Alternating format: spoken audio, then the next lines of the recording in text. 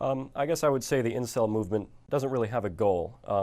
It's more of a support group for men who struggle with women, who struggle in the dating scene, who have trouble having sex, and so it's pretty much just a place where men like us can get together and speak about these subjects openly without fear of being insulted, bullied, or belittled. So it's a support group.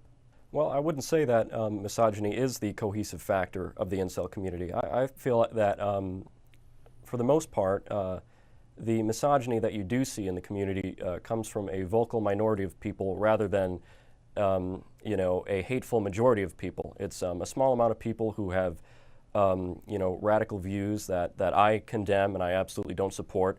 And they do a lot of speaking on the forum, and it's not something that the incel community agrees with at large. So that's how I would address the misogyny element. You can't justify it, and anybody who wants to belittle women, anybody who wants to attack women or use any kind of negative language against them, that's not something I support. And it's my long-term goal for the community, as I'm speaking publicly about it, to scrub off all of the hatred and all the misogyny and all the violence talk. That's not something I support, and you can't justify it.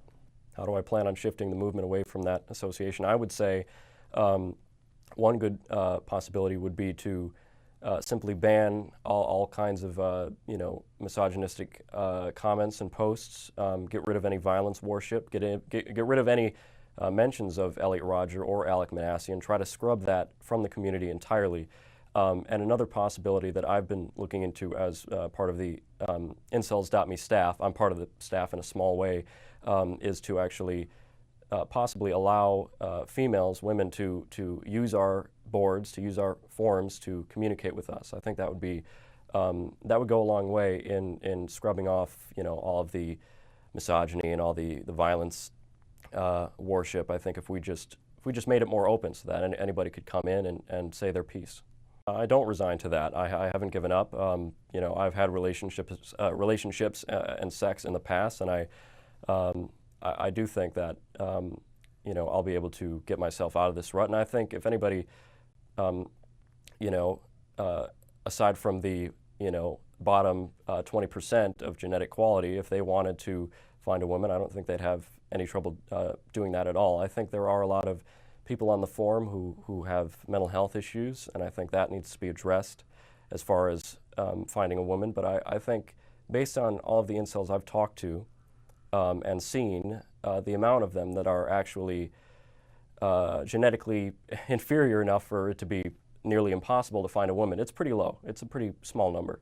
And I don't know if I'd count myself among those people. There are a lot of factors, just poor bone structure, a weak jaw, maybe a receding hairline, short stature, the list goes on. There really are a lot of factors that basically lead up to you being an incel.